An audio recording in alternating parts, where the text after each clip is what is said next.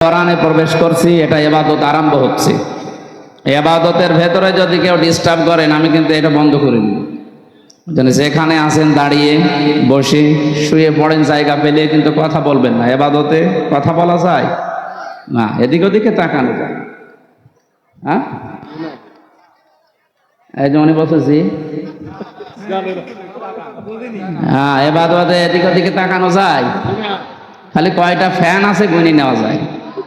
আপনারা শুধু কয়টা লাইট আছে গুনে নেবে। একেবারে যেইভাবে ইবাদত মনে করেন যে আমি নামাজে দাঁড়িয়ে আছি, 1 ঘন্টা এখন নামাজ চলবে, নামাজের মতো করে একেবারে বসে দাঁড়িয়ে শুয়ে থাকবে আর হৃদয়ের কান দিয়ে শুনবে। এই কান তো আছে, আর একটা কান আছে ভেতরে, ওইটাও কাজে লাগান। আশা করা যায় কোরআনে কারিমের আলোচনা আপনার হৃদয়ে পৌঁছাবে। আল্লাহ রাব্বুল আলামিন যেটা দিয়েছেন, ওয়াইদা সামিউ মা উনজিলা ইলার রাসূলি তারা আয়ুনাহুম তাফিদু মিনাদ দাম'i মিম্মা আরাফু মিনাল হক। এই একটু চুপ করেন, আগে কথা শুনে। আর কি দেখতে এসেছে? আমার কি সেরকম কিছু আছে দেখানোর মতো? আছে? সুতরাং যাদের দেখার মতো আছে ওদের নাই দেখবেন। আমাদের তো চেহারাও সেরকম নায়কের মতো না।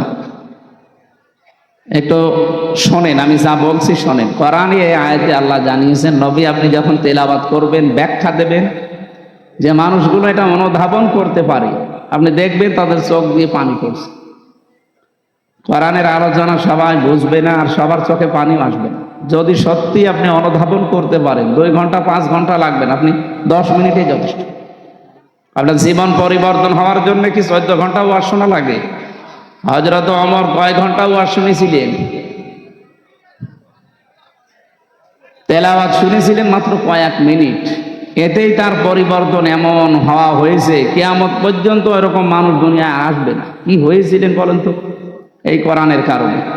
সেইটা আমরা শুনতে এসেছি অনুধাবন করার জন্যে। খুব স্থিরভাবে খালি শোনেন, চিন্তা ভাবনা করে, জবান খুলে পড়ে না। আউযু বিল্লাহি মিনাশ শাইতানির রাজিম। বিসমিল্লাহির রহমানির রহিম। ইন্নাল্লাযীনা ক্বালু রাব্বুনাল্লাহু সুম্মা ইসতাকামু তাতানাজ্জালু আলাইহিমুল মালাইকা আল্লা তাখাফু ওয়া লা তাহজানু ওয়া বাশিরু বিল জান্নাতিল্লাতী কুনতুম তুআদুন। সাদাকতা ইয়া রাব্বানা।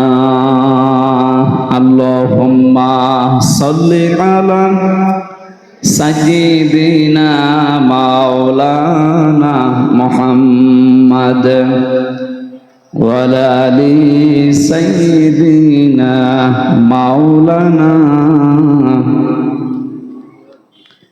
আলহামদুলিল্লাহ, বাংলাদেশের ঐতিহ্যবাহী জেলা বগুড়া, শাহজাহানপুর থানা, না হেলেঞ্চাপাড়া পূর্বপাড়া গাউসিয়া ফোরকানিয়া মাদ্রাসার পীরপাল ঈদগাহ ময়দানে মহাবিশ্বের মহাবিশ্বয় আমাদের মালিক, আমাদের মনিব, মহান রব্বুল ইজ্জাত ওয়াল জালালের মুখের পবিত্র বাণী কোরআনে কারীম, তাফসীরুল কোরআন মাহফিল 2 দিন ব্যাপী চলছে। এখানে আজকের এই সমাপনী রজনীর স্বনামধন্য সভাপতি জনাব আলহাজ আনসার আলী তালুকদার, সহ সভাপতি আলহাজ মাওলানা জহুরুল ইসলাম, প্রধান অতিথি জনাব এনামুল হক শাহীন, বরেণ্য অতিথি জনাব জাকির হোসেন, বিশেষ অতিথি মিজানুর রহমান শামীম, অন্যান্য ওলামা একরাম, বিশেষ করে যারা আলোচনা রাখলেন মাওলানা রেজাউল করিম খান, মাওলানা আব্দুল্লাহ আল মামুন, মাওলানা হোসাইন মাহফুজ চুয়াডাঙ্গা, মঞ্চে বসা অন্যান্য সম্মানিত ব্যক্তিবর্গ, সামনে বসা মুসলমান ভাইরা, পর্দার আড়ালের সম্মানিতা মা এবং বোনেরা, প্রশাসনের ভাইরা যারা এসেছেন আমাদের শৃঙ্খলা ঠিক রাখার জন্যে। 96 বছর যেহেতু এটা চলছে, আল্লাহর দরবারে শুকরিয়া জানাচ্ছি যে এই জমিনটাতে আল্লাহর কোরআন চলছে, আলোচনা চলবে। 96 বছর চলেছে, কিয়ামত পর্যন্ত চলবে ইনশাআল্লাহ। কোরআনের এই অনুষ্ঠানগুলো যারা সাজিয়েছে এতদিন পর্যন্ত, তারা অনেকে কবরে আছে। কোরআনের এই প্রচারে যারা সহযোগিতা করেছিলেন, আল্লাহ তাদের কবরগুলো জান্নাতুল ফেরদাউস বানিয়ে দেন। এখন যারা আছেন এদের জীবনে যৌবনে আল্লাহ বরকত দেন। সামনে যারা কিয়ামত পর্যন্ত এই জমিনটা কোরআনের প্রচারে ব্যস্ত রাখবে, আল্লাহ রাব্বুল আলামিন তাদেরকে আবু বকরের মতো কবুল করেন। দল মত জাতি বর্ণ ধর্ম নির্বিশেষে আজকের এই অনুষ্ঠান, এটা কি শুধু মুসলমানদের জন্য বলেন না? হাদা বায়ানুল লিন্নাস হুদাল লিন্নাস। এই আমি আওয়াজ শুনতে পাচ্ছি কেন? না না, এটা ঠিক হয়নি। তাড়াতাড়ি করে বসে যান ভাই। আপনারা এবার যদি কথা বলেন না, কোরআনে কারিম যারা শুনতে আসে তাদেরকে আল্লাহ দুইটা দায়িত্ব দিয়েছেন। কারণ এটা তো আর মমতাজের কনসার্ট না যে লাভ দিয়ে উঠে বান্দরের মতো উল্টাপাল্টা যা করে চলে গেল। এটা ইবাদত চলছে। 1 নম্বরে শুনতে হবে, ফাস্তামিউ লাহু ওয়া আনসিতু। 2 নম্বরে চুপ থাকতে হবে। দুইটাই ফরজ। দুইটাই কি? আর এখানে যে বসে আছেন এটা কি ফরজ? কথা বোঝা লাগবে। আমি 1.5-2 ঘন্টা কথা বললাম, যাওয়ার সময় আমি যদি 5টা প্রশ্ন করি, আপনি একটাও জবাব দিতে পারলেন, তাই আপনার এই সময়টা তো লস হবে। এই জন্য 10 মিনিট শোনেন, যেন 5টা প্রশ্নের জবাব দিতে পারে। আমার প্রত্যেকটা আলোচনা ক্লাসের মতো। আমার বিশ্ববিদ্যালয়ের স্যাররা যেভাবে ক্লাস নিতে, আমি চাই একটা ক্লাস করি, 40-45 মিনিট বা 1 ঘন্টা একটা ক্লাস করব। এই ক্লাস থেকে অন্তত 50টা শিক্ষা নিয়ে বাড়ি যাব। কিছু মানুষ আছে কানে হাত দিয়ে টান দিয়ে যায়, ও মানুষ শুনিয়ে যায়। বাড়ি যাওয়ার সময় জিজ্ঞাসা করেছে কি, ও যদি 5টা প্রশ্নেরও জবাব দিতে পারতো, তাও তো অন্তত সময়টার একটা দাম দেওয়া যেত। কিচ্ছু বলতে পারে না, বেকার, খালি এই সাউন্ড বক্স নষ্ট হয়। একজন কাঁদছিল, এই কি হয়েছে? আচ্ছা আব্বা আমার রেজাল্ট দিয়েছে। রেজাল্ট দিয়েছে, কাদার কি আছে? ফেল করেছিস না পাস? বলছে না আব্বা, আমি ছিলাম 5-এ, আমারে নামিয়ে দিয়েছে 3। আমারে যদি অন্তত ফেল করতাম তাও তো ওই ক্লাসে রাখতো। আমার এমন রেজাল্ট, আমারে নামিয়ে দিয়েছে 2 ক্লাস নিচে। এখন আমার 5-এ উঠতে আর আমার 2 বছর লাগবে। আমি এই কারণে কাঁদতেছি। তা আপনি আজকে এসে অন্তত যদি 5 থেকে 6-এ উঠতে নাও পারেন, অন্তত 5-এ থাকা যায় না? নাকি আপনারা আবার 3 নামিয়ে দেওয়া লাগবে? এই জন্য এমন ভাবে শুনবেন যেন অন্তত 5-এ থাকতে পারে। 6-এ অবশ্যই আমাদেরকে উঠতেই হবে। এই কথা বলেন না কেন? লাতার কা বন্যা তবাক আন তবাক, এটা কোরআনের আয়াত, ইনশিকাকের ভেতরে আছে। এই আয়াতটার মানে বাস্তব অস্ত হচ্ছে, হে নবী আপনি এক জায়গায় থাকলে হবে না, আপনাকে উপরে ওঠা লাগবে। দিন যত যাবে আপনাকে উপরে উঠতে হবে। এক তবকা পার হয়ে আর এক তবকায় যাওয়া লাগবে। তাকে আল্লাহ যে তবকার পরে তবকা, আসমানের পরে আসমান পার করে একেবারে আরশ মহল্লা পর্যন্ত নিয়ে গিয়েছিলেন, এটা শোনেননি জীবনে? উনি কি একবারে গিয়েছেন? আস্তে আস্তে গিয়েছিলেন। আজকে আমরা অন্তত 96 বছরে এখানে যারা শুনলাম, অন্তত এত বছর না শুনলেও 20-30-40 বছর শুনতেছি একাধারে। আগে যা ছিলাম, কোরআন শোনার পরে যদি ওই রকমই থাকে, তা আপনার আর শোনার দরকার নেই, আপনি অন্য কাজে মন দিন। ডাক্তারের কাছে আমরা যারা যাই, প্রত্যেকটি বাচ্চা নিয়ে গেলে ডাক্তার আগে ওজন দেয়। আগে কি করে? আমার এই যে আজকে 53-54 দিন হয়ে গেল, একটা মেয়ে হয়েছে, পরে ডাক্তারের কাছে নিয়ে গেলে আগে ওজন দেয়। ওজন দেওয়ার পরে এখন 5 বছর পরে যদি ওর ওজন দিয়ে দেখে যে ওই 5 বছর আগে যা ছিল এখনো তাই আছে, ও কি সুস্থ না অসুস্থ? তা আপনি 96 বছর কোরআন শুনছেন, এটা তো আল্লাহর বাণী, আপনার ভেতরে তো প্রতিক্রিয়া আসার কথা। কিছুই আসে না। না, আমরা এরকম শ্রোতা হব না, আমরা এমন শ্রোতা হতে চাই যেন এখান থেকে 5 কেজি ওজন ছিলাম, আজকে যেন অন্তত 6 কেজি করে নিয়ে যেতে পারি।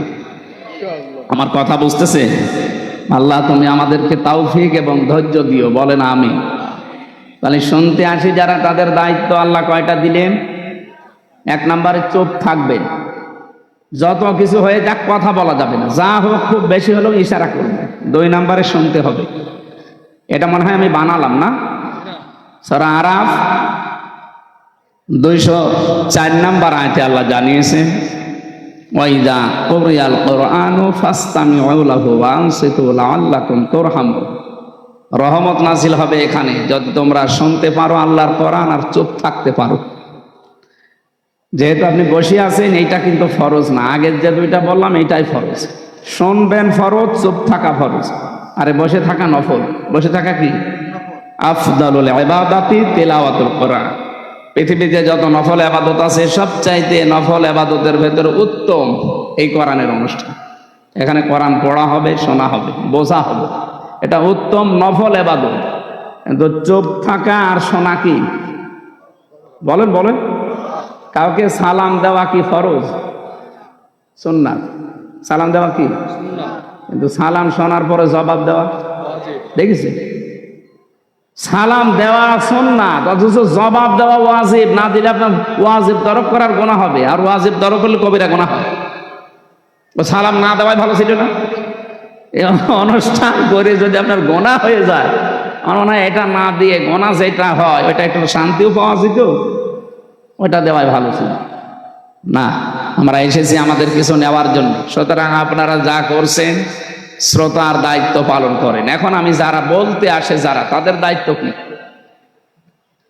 আল্লাহ রাব্বুল আলামিন বলেন, ওয়ানজালনা ইলাইকা যিকরা লিতুবাজ্জিনা লিন-নাসি মা নুজিলা ইলাইহিম ওয়া লাআল্লাহুম ইয়াতাফাক্কারুন। সূরা নাহলের 44 নম্বর আয়াতের শেষের দিকে আছে, হে নবী, এ কোরআন আপনার প্রতি আমি নাজিল করেছি, শুধু চুমা খাবেন আর মাথার উপরে রেখে দেবেন। হ্যাঁ, কেন দিলাম আপনাকে এটা জানেন? লিতুবাজ্জিনা লিন-নাস, লাগবে না। আপনি মানুষের সামনে ব্যাখ্যা করবেন, বিবৃতি দেবেন স্পষ্ট ভাবে, গোপন করবেন না কিছু। শব্দের দিকে খেয়াল করে শোনেন, লিতুবাজ্জিনা লিন-নাস। আপনি যখন মানুষের সামনে ব্যাখ্যা দেবেন, কি মানুষ যারা মরে গেছে, লাম শব্দ ব্যবহার করা হয় আরবি গ্রামার অনুযায়ী 13টা অর্থে। প্রথম অর্থ হচ্ছে লাম ব্যবহার করা হবে যাদের জন্য তারা জীবিত হওয়া লাগবে। আল্লাহ এখানে যে লিন-নাস দিয়েছেন, এটা মৃত মানুষের জন্য না, জীবিত মানুষের জন্য। সুতরাং কোরআন প্রচার করা লাগবে, কোরআন ব্যাখ্যা করা লাগবে তাদের সামনে যারা জীবিত। কি কিন্তু শব্দটাকে 15.5 বছরে আমরা পাল্টিয়ে ফেলেছি। এই দেশে জীবিত মানুষদের সামনে কোরআনের ব্যাখ্যা করা কত কঠিন হয়ে গিয়েছিল। 14 জায়গায় অনুমতি নেওয়া লাগবে এরকম একটা অনুষ্ঠান করার জন্য। যারা দায়িত্বে ছিলেন সরাসরি হয়তো বলেননি যে আমরা হতে দেব না, কিন্তু যেন না হয় এইরকম ব্যবস্থা আপনি করে রেখেছিলেন। কারণ 14 জায়গায় কেউ যাবেও না, ও ছাতা কোরআনের অনুষ্ঠান দিবেও না। যাতে মাতাল হলো তাহলে ঠিক ছিল, কারণ জানে যে দেশে 96% মুসলমান। অন্তত আর সাই করি কোরআনের বিরুদ্ধে ডাইরেক্ট অবস্থান নিয়ে টিকে থাকা যাবে না। একটা ছেলে শুধু বাগান থেকে ফুল ছিঁড়ত, বাগানের মালিকের ছেলে এই ছেলের বাবার কাছে গিয়ে বলছে, চাচা আপনার ছেলে শুধু আমাদের বাগান থেকে ফুল ছেড়ে, আপনি কিছু বলতে পারেন না? ও ফুল ছেড়ে, ওর মাথা একটু খারাপ তো, এজন্য ফুল ছেড়ে। ছেলেটা বলছে, চাচা আপনার বাগানের পাশেই তো, আমাদের বাগানের পাশেই তো আপনার বাগান আছে, ওই বাগানে তো বড় বড় ফুল আছে, ওইটা তো ছেড়ে না। ওর মাথা যদি খারাপ হবে তো ওইটাও তো ছেড়ার কথা। চাচা বলছে, ভাতিজা মাথা খারাপ, তবে অত খারাপ না। ওদের মাথা খারাপ হয়ে গিয়েছিল 15.5 বছরে, তো এত খারাপ হয়নি যে সরাসরি বলবে কোরআন চলতে দেব না। তো যেন না চলে এরকম কাজ সব ওরা করেছে। ওরা জীবিত মানুষদেরকে শোনাতে দিত না। হ্যাঁ, মানুষ মরে গেছে, আপনি কোরআন পড়েন। যারা কোরআন প্রচারে, কোরআনের ব্যাখ্যায় বাধা দিত, ওদের বাবা মারা গেলে আমার এই ডেকে নিয়ে বলতো, হুজুর কোরআন পড়ে দেন। আরে ভাই, আপনার বাপ তো মরেই গেছে, ওর জন্য তো আর কোরআন শরীফ না। ও যতদিন জীবিত ছিল ওই পর্যন্ত ওরা শোনাতে পারলে, কাজ করতে পারলে কাজ হতো। ও মরে গেছে, এখন ওরা আমি শুনিয়া কি করব? যাদের জীবন কোরআনের উপরে চলে না, এই মানুষগুলো যদি মরণের পরে হাফেজ দিয়ে, মাওলানা আলেম দিয়ে কোরআন পড়ায়, যেই কয়টা আয়াত পড়বে ওগুলো যদি ওর প্র্যাকটিক্যাল লাইফে না থাকে, ওর আরো আযাব বাড়বে। ফেরেশতা এসে গোতা দেবে, ওই কি বলে হাফেজ? ইউসিকুমুল্লাহু ফি আওলাদিকুম লিয-যাকারি মিসলু হাযযিল উনসায়াইন। তেলাওয়াত যখন অবশ্যই করবে, আয়াতও পড়বে, পড়বে না? আলহামদুলিল্লাহি রাব্বিল আলামিন থেকে শুরু করে এ পর্যন্ত যখন আসবে, ফেরেশতা কিন্তু গোতা দিয়ে বলবে, কি এই আয়াত তোর জীবনে ছিল? এক ছেলে যা পাবে, 2 মেয়ে তাই পাবে, এটা আল্লাহর নির্দেশ। কিন্তু বহু মানুষ এই দেশে ছেলের নামে সবই লিখে দেয়, আর মেয়েকে বলে তোর জন্য দোয়া করে দিলাম। এটা একটা টাটকা শয়তান। কোন কারণে আপনি এটা করলেন বলেন তো? ছেলেটাকে জন্ম আপনি দিয়েছিলেন, মেয়েটাকে ভাড়া করে জন্ম দিয়েছেন। কথা বলেন না কেন? ওইটাও যদি আপনার হয়, তাহলে আল্লাহর যে নির্দেশ ছিল ওইটা আপনি কেন করলেন না? আমি বহু হাজিকে আমার নিজের সাথে যেতে দেখেছি এই কাজ করে। ওরা কিছু মনেও করে না, ওরা জানেও মনে হয়, আর জানলেও কিভাবে জানে আমি জানি না। যাওয়ার আগে ভালো ভালো জমিগুলো, পজিশনগুলো, দোকানগুলো সব ছেলেকে দিয়ে দেয়, আর মেয়ের জন্য বলে আল্লাহর ঘরে কাবায় যাচ্ছি, তোর জন্য দোয়া করে দেবো, যা। আরে ভাই, আপনি তো দোয়া করবেন, ওকে ফাঁকি দিলেন কেন? দোয়া করবেন, করেন, ওর জমি আগে ফেরত দেন। কথা বলেন না কেন? না, আপনার হয়নি, আপনার কিন্তু আযাব বাড়বে আপনার এই আয়াত যদি জীবনে মানা না হয়। পাগলকে যদি বলা হয় ভাই নৌকা নাড়াবি না, ও বলে আমার মনে ছিল না। আপনি আরো মনে করে দিচ্ছেন। পড়তে পড়তে যখন সূরা নেসার ভেতরে 10 নাম্বার আয়াত তেলাওয়াত করবে, ইন্নাল্লাযীনা ইয়াকুলুনা আমওয়ালাল ইয়াতামা যুলমান ইন্নামা ইয়াকুলুনা ফি বুতুনিহিম নারা ওয়া সায়াসলাউনা সাঈরা।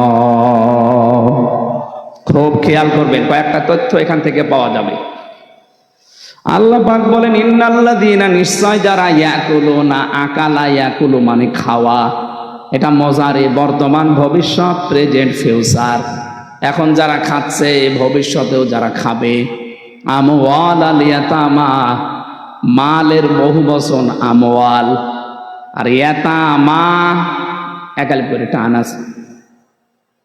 যারা এতিমদের মাল খাচ্ছে এবং খাবে, জুলমান, অন্যায় ভাবে, ইন্নামা, অবশ্যই তারা, ইয়াকুলুনা ফি বুতুনিহিম নারা, তারা পেটের ভেতরে যা দেয় সব জাহান্নামের আগুন ছাড়া আর কিছু না।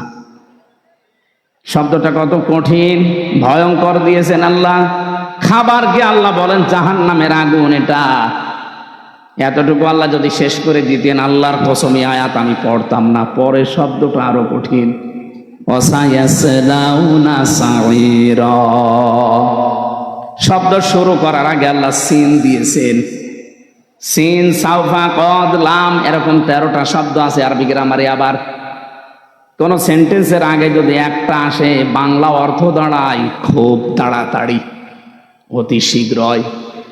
আল্লাহ বলেন এই যে ওয়াসায়াসলাউনা সাঈরা, ওই মানুষগুলো শুধু মরতে দেরি হবে, কবরে দেওয়ার সঙ্গে সঙ্গে ওরে জাহান্নামে আমি আল্লাহ নিজে আগুন লাগিয়ে দেব। এবার আসেন তো আয়াতের বাস্তবতায়। ইয়াতিম বলতে বাংলাদেশে বহু মানুষ আমরা আছি, এখানে বিশেষ করে যারা বসে আছে, এতিম মানে জিজ্ঞাসা করেন বলবে মা বাপ নেই, কি না।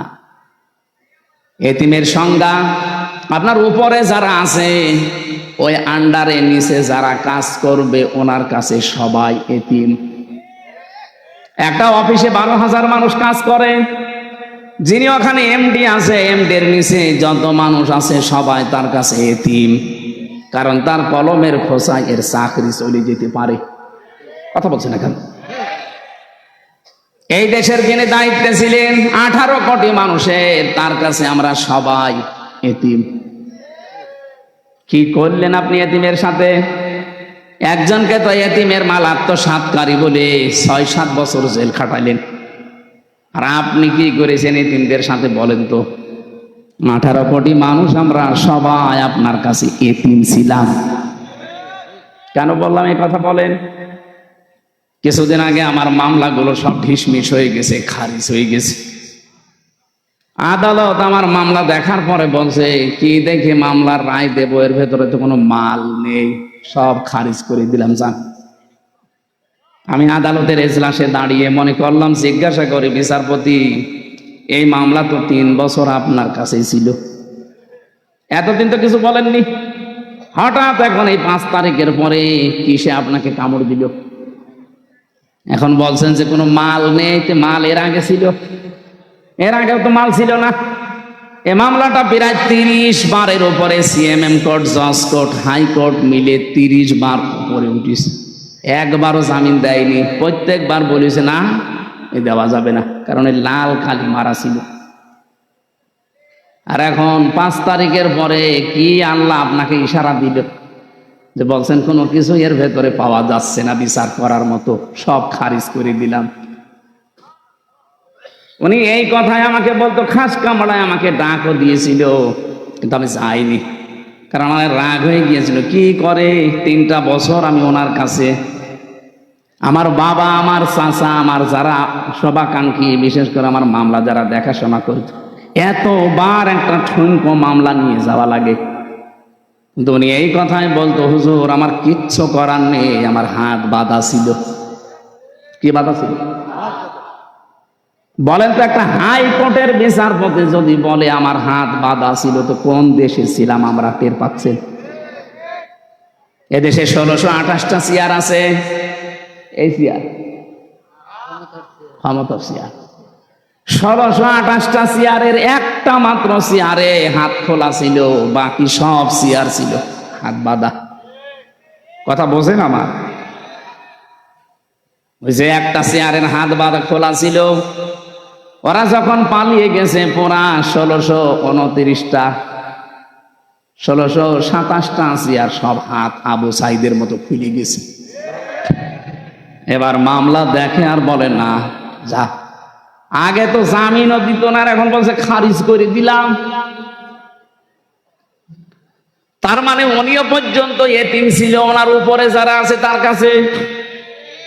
কথা বোঝেন?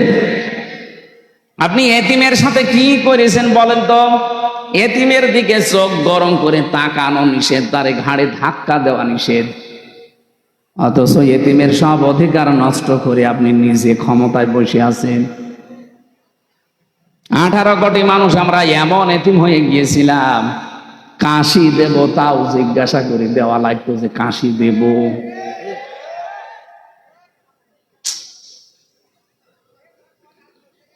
কি অবস্থায় ছিলাম আমি নিজে টের পেয়েছি। রিমান্ডে ওই 10টা দিন আমার কাছে মনে হচ্ছে এক একটা ঘন্টা, এক এক বছর যাচ্ছে। আরে ভাই, এমনিতে তুই নিজেও জানিস যে ওর কোনো দোষ নেই, নিয়ে যে এমনিতে বলতে পারতিস না হুজুর বসে থাকেন, 10 দিন পরে আপনারে আমরা আদালতে দিয়ে দেব। কি করেছেন? আপনার বিবেকে কি একটু বাধা দেয়নি? নিজেই মাঝে মাঝে এসে বলতো আপনার কোনো দোষ নেই, আমরা জানি। এত খারাপ আচরণ করতেন কি করে? আমি যাই হয় ছোটখাটো, আমার নামের আগে অন্তত আলেম লেখা আছে। কি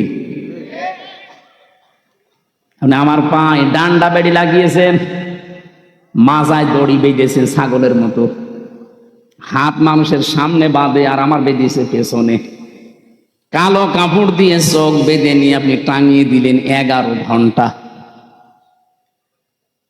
এমনি আমার শরীর চলে না, এর উপরে যদি এত বড় অত্যাচার 1-2 ঘন্টা করে ছেড়ে দেন। 3টা বছর ফাঁসির কন্ডেম সেলের ভেতরে যোগাযোগ বিচ্ছিন্ন করে আমার অধিকার সব নষ্ট করে রেখেছিলেন। জেলে থাকলে তো 10 বছর থাকা যায়, ফাঁসির ওই কন্ডেম সেলের ভেতরে শুধুমাত্র সেলে রেখে দিয়ে শেষ করেনি, 24 ঘন্টার তালা লাগিয়ে রাখে, আবার সিসি ক্যামেরা দিয়ে রেখেছি আমার সাথে কেউ যেন কথা না বলে, আবার যোগাযোগ বাইরে পুরা বিচ্ছিন্ন। হ্যাঁ, আমার চাইতে কঠিন অবস্থায় ছিল যারা আয়না ঘরের গভীরে ছিল। আমিও ছিলাম 10 দিন, কিন্তু অত গভীরে না। মাঝে মাঝে দেখতাম কিছু মানুষ চিৎকার করছে।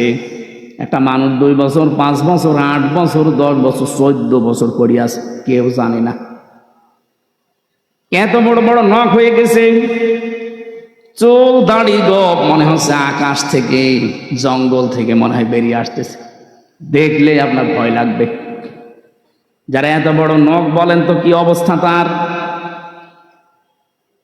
এই লোকটা দেওয়ালের সাথে খুশিয়ে খুশিয়ে লিখে রাখতো, ভাই যদি বাইরে যেতে পারেন এই নাম্বারে একটু জানাবেন যে আমি এখনো বেঁচে আছি।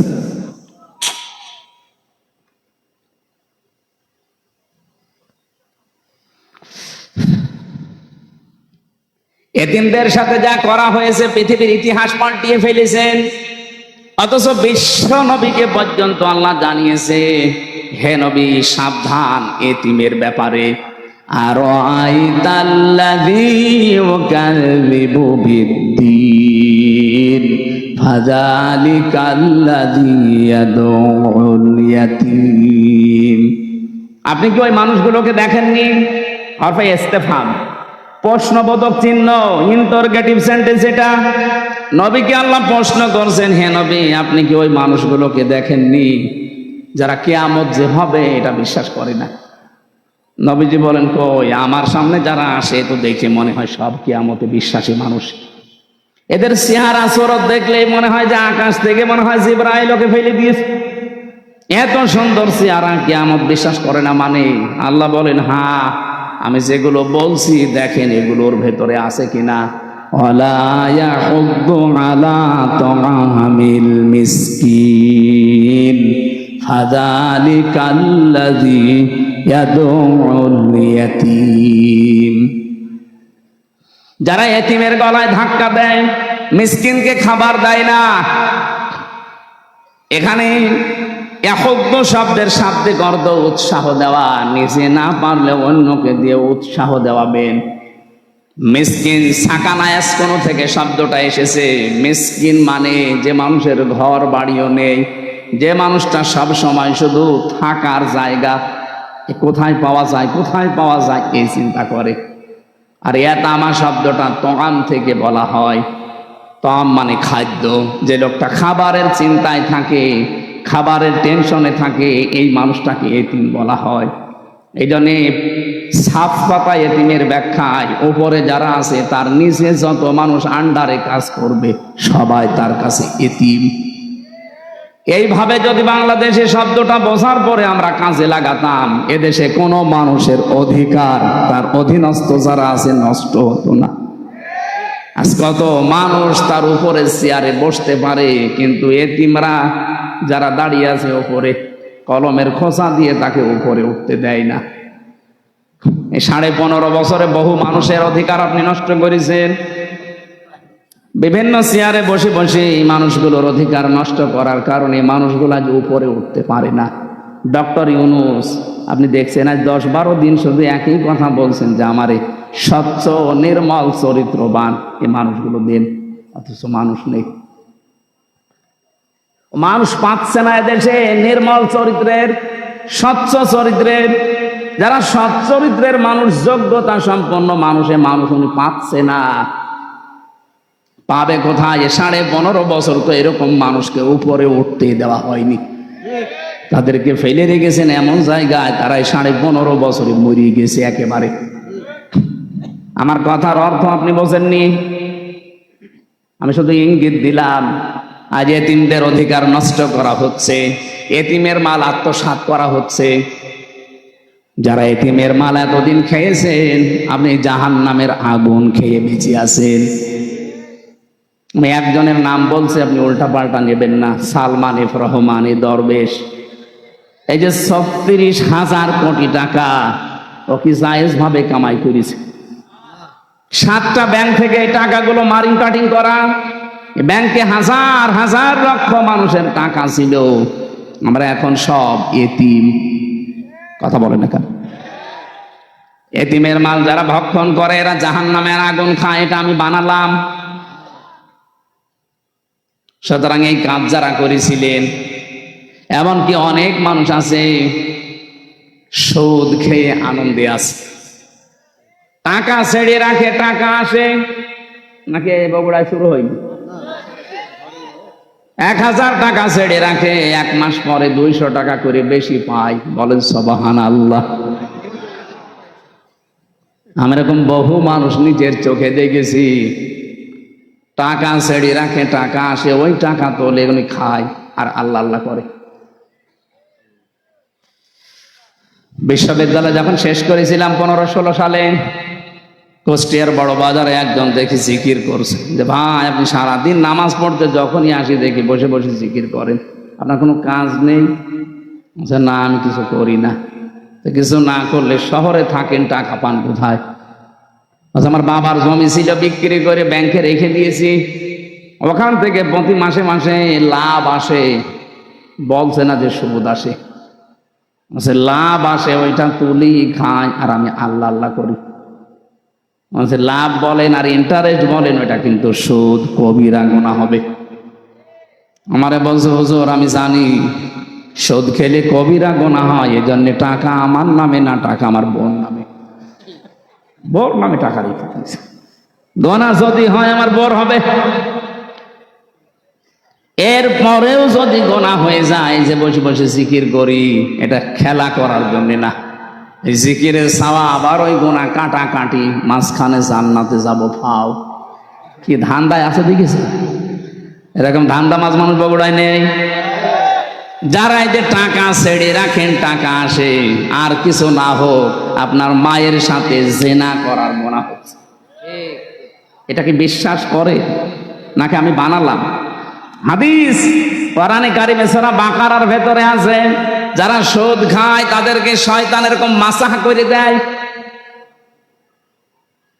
সুদ খায় যারা, কিয়ামতের দিন যখন দাঁড়াবে তারা মহাবিষ্ট হয়ে দাঁড়াবে, মনে হবে ওদেরকে কেউ যেন ছুঁয়ে দিয়েছে। মানুষের শরীরে যখন অজানা একটা স্পর্শ আসে, ওই মানুষটা কিন্তু অন্যরকম হয়ে যায়। কিয়ামতের দিন শয়তান ওদের শরীরের ভেতরে মাসাহ করে দেবে। আল্লাযীনা ইয়াকুলুনার রিবা ওয়া ইয়াকুমুনা ইল্লা কামা ইয়াকুমুল্লাযী ইয়াতাখাব্বাতুহু শাইতানু মিনাল মাস। ইলা আখিরি আয়াত। রব্বুল আলামিন বলেন, দুনিয়াতে যারা সুদ খায় তাদের দৃষ্টান্ত জানেন, কিয়ামতের দিন তাদেরকে বিশাল বিশাল শিকল দিয়ে বেঁধে ফেরেশতারা নিয়ে আসবে। আয়াতটা পড়ার ব্যাখ্যা করার পরে আমার মনে হয় বাংলাদেশে বহু মানুষ এরকম আছে যারা কিয়ামতে 70 গজ শিকল দিয়ে তাদেরকে ময়দানে নিয়ে আসা হবে। এরকম মানুষ এই জেলায় নেই, আমরাই। আশা করছি আজকের এই বয়ান শোনার পর মনের ভেতরে যদি একটু প্রতিক্রিয়া সৃষ্টি হয়, বাড়ি যাওয়ার পরে সিদ্ধান্ত নিয়ে নেবেন, টাকা চাই ছেড়ে রেখেছি, জীবনে এই টাকার আর লাভ নেব না, আমি আল্লাহর ভয়ে ছেড়ে দিলাম। কারা কারা ছেড়ে দিতে পারবেন হাত তোলেন তো? হ্যাঁ, তোলেন তোলেন। বহু মানুষ এলাকায় চলছে ব্যবসায়, আলহামদুলিল্লাহ। ঠিক আছে ভাই, আশা করছি আপনি ছেড়ে দেবেন। বগুড়াবাসী খেয়াল করে শুনবেন, রব্বুল আলামিন যেটা বোঝাতে চেয়েছেন স্পষ্ট দলিল আর প্রমাণ দিয়ে আমার বলার দায়িত্ব জীবিত মানুষদের সামনে, কিন্তু পরিস্থিতি আমাদের অনুকূলে ছিল না, এই জন্য জীবিত মানুষদের সামনে আমরা বলতে পারি নাই। আমরা বলতাম মানুষ মরে গেলে, যে লোকটা সুদ এভাবে খেতে খেতে মারা যায়, আল্লাহর কোরআন জানিয়েছে যারা সুদ খেয়ে মারা যায় এই মানুষগুলোর সম্পদ তাদের কোনো কাজে আসে না। ইয়ামহাকুল্লাহুর রিবা ওয়া ইউরবিস সাদাকাত। আল্লাহ বলেন আমি সুদকে, হারাম কামাইকে ধ্বংস করি, আর বৈধ যেগুলো যাকাতের মাধ্যমে আসে, যারা সাদকা করবে এদের এইগুলো আমি আল্লাহ বৃদ্ধি করি। এই আয়াতটা যে কত বাস্তব, 2024 সালের 5 আগস্টের পরে আমি আয়াতটা মিলিয়েছি, 100 ভাগ এগুলো মিলে গেছে। আজ যারা সুদের টাকা নিয়ে, ঘুষের টাকা নিয়ে, মানুষকে মিথ্যা মামলা দিয়ে বিপদে ফেলে তার কাছ থেকে অবৈধভাবে টাকা ইনকাম করেছে, কত কোটি কোটি টাকার মালিক ছিল তারা বলেন। 5 তারিখের পরে তাদের সবগুলো হাতছাড়া হয়ে গেছে। 12 কোটি টাকা, 15 কোটি টাকা দামের গাড়ি রাস্তায় পড়ে আছে, মালিক নেই। আমি কি বানিয়ে বলছি? এটা হয়েছে না? 12 কোটি টাকা দিয়ে যে লোকটা একটা গাড়ি কিনতে পারে, তার টাকা আছে কত বলেন তো? আপনি চিন্তা করতে পারেন, 12 কোটি টাকা খালি গাড়ি কিনেছে, অথচ এখন 5 তারিখের পরে নিচে এসে বলবে যে গাড়িটা আমার, এই সাহসও তার নেই। বললে সে ধরা খাবে। এজন্য মালিক নেই, পড়ে আছে রাস্তায়। কোরআনে কারিমে আল্লাহ 1500 বছর আগে বিশ্ব নবীকে আয়াতটা শুনিয়েছেন, হে নবী, ফাতিল কাবয়তুহুম খাবিয়াতাম বিমা যালামু ইন্না ফি যালিকা লায়াতাল লিকাউমিন ইয়ালামুন। হে নবী, ওইদিকে তাকাতে পারেন না? এইভাবে আল্লাহ দেখাচ্ছে, ফাতিলকা বয়ুতুহুম, বাইতুনের বহুবচন বয়ুত, হোম দিয়েছেন আল্লাহ। আল্লাহ যেন তার কুদরতের আঙ্গুল এভাবে ইশারা দিয়ে নবীকে বলছে, হে নবী, তাকাতে পারেন না ওইদিকে? ওই যে ফাতিলকা বয়ুতুহুম খাবিয়াতাম বিমা যালামু, ওই যে জালেমদের ঘরগুলো আমি আল্লাহ কিভাবে উজাড় করে দিয়েছি, তাকান। আমার তোমার আয়াতটা পড়ার পরে 2024-এর 5 আগস্টের কথা মনে পড়ছে। দেখেন, 2024-এর 5 আগস্টের পরে দেশে যত জালেমের ঘর ছিল, অধিকাংশ ঘরগুলো আজ উজাড় গৃহ হয়ে গেছে। আমি তো আমার কুষ্টিয়ারটা বলছি, কি দাপট ছিল হানিফ সাহেবের, কি আমি নাম ধরে বলছি এই কারণে, কারণ আমি নিজে দেখে এসেছি তার দাপট কি। খুলনা বিভাগের 10টা জেলায় আমার একটা দিনও ঢুকতে দেয়নি, কথাও বলতে দেয়নি। কি দাপট নিয়ে চলতো, মানে শুধু হাসিনার আত্মীয়, এই কারণে এত দাপট ছিল।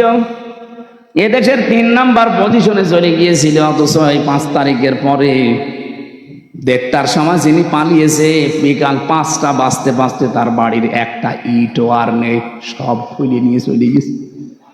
আমার তো এই আয়াতের দিকে তাকিয়ে মনে হচ্ছে আল্লাহ মনে হয় হানিফ সাহেবের নামে আয়াতটা নাযিল করেছে। ফাতিলকা বয়ুতুহুম, হে নবী আপনি একটু তাকান, খাবিয়াতাম বিমা যালামু, এদের এই জুলুমের কারণে এই ঘরগুলোর দিকে তাকান, কি অবস্থা করেছি। বিরানহীন বানিয়ে দিয়েছি, বিরান ভূমি বানিয়ে দিয়েছি, মনে হচ্ছে এখন ওইটা জাতীয় টয়লেট। আমার মনে হয় সমস্ত জায়গায় 3 মাসের ব্যবধানে যে অবস্থা, ভূত পেতনি থাকতেও ভয় পায় না। অথচ কয়েকদিন আগে ওখানে দুর্বিসন্ধি চলতো যে কার বিরুদ্ধে মামলা দেওয়া যায়। বাংলাদেশে যত জালেমের ঘর ছিল এই আয়াতের সাথে মিলিয়ে আমি দেখেছি প্রত্যেকটাই মিলে যাচ্ছে। সর্বোচ্চ ঘর যেটা ধানমন্ডিতে আপনি তাকান, কত দাপট চলতো সেখানে, কত জাঁকজমক, অনেকে গিয়ে সোমা কিন্তু আবেগে। অথচ 3 মাসের ব্যবধানে, কালকে পেপারে দিয়েছে, ও ঘরটা এখন উজাড় গৃহ, জনমানব শূন্য। 3 মাসে এমন অবস্থা। 3 বছর যেতে দেন, আবু জেহেলের বাড়ি যদি ইন্টারন্যাশনাল পায়খানা হতে পারে, জালেমদের যে সমস্ত জায়গাতে জুলুম, অত্যাচার, নির্যাতনের জন্য আয়না ঘর বানিয়েছে, টর্চার সেল বানিয়েছে, গোপন ঘর বানিয়ে মানুষকে নিয়ে পিটাতো, এই জায়গাগুলো আমার আল্লাহ এই দুনিয়াতে মানুষের সামনেই দেখাবে, এগুলো জাতীয় টয়লেট হয়ে যাবে। খাবিয়াতান শব্দের শাব্দিক অর্থ হচ্ছে ভয়ঙ্কর ভাবে আমি আল্লাহ উপস্থাপন করবো এই বাড়িগুলোকে, এই ঘরগুলোকে। কারণ কি, বিমা জলামো, এখানে বসে বসে জালেমরা সিদ্ধান্ত নিত। এখান থেকে একটু চিন্তা ভাবনা আসেন আপনার, এই জালেমদের ঘর বাড়িগুলো যদি আজ এই অবস্থা হয়ে যায় মাত্র কয়েকদিনের ব্যবধানে, আগামীতে কোনো মানুষ যদি চেয়ারে বসে আবার এই জালেমদের মতো আচরণ করে, তাদের বাড়ি ঘর আল্লাহ এরকম বিরান ভূমি বানিয়ে দিতে পারে। আমি তো বাস্তব ওয়াজ করছি। কুষ্টিয়ার একজনের নাম বললাম, কয়েকদিন আগে দিনাজপুরে গিয়েছিলাম, কি দাপট তার বাড়ি এখন পর্যন্ত মনে হচ্ছে শয়তানের ঘর হয়ে গেছে। এই জন্য আমাদের শিক্ষা নেওয়া আজকে উচিত। অনেকে কিন্তু এখনো পর্যন্ত এ ধান্দায় আছে, আগে চেয়ারে বসি দেখেন কি করি।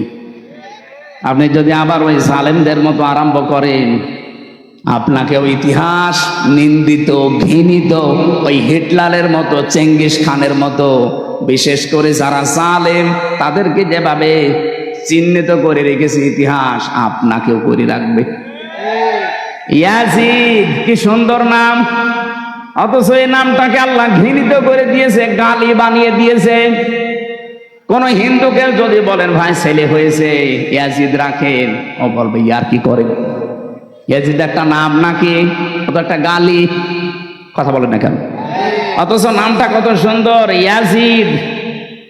এত সুন্দর নামকে যদি আল্লাহ জুলুম করার কারণে ঘৃণিত বানিয়ে দিতে পারে, আপনার নাম যতই সুন্দর হোক, যুগের আবর্তনে, কালের বিবর্তনে দেখবেন ইতিহাস আপনাকে ঘৃণিত করে দিয়েছে। এ দুনিয়ায় শয়তানও আপনার নাম রাখতে রাজি হবে না। এই জন্য থামেন, কারো জীবনে চলো জুলুম এসে না যায়।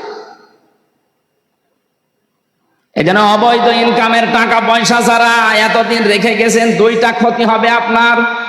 কোরআনে কারিমের ব্যাখ্যা জানাচ্ছে, যারা অবৈধ ভাবে উপায় করেন, এই অবৈধ সম্পদ আল্লাহ আপনাকে ভোগ করতে দেবে না। দরবেশের কত টাকা আপনি জানেন?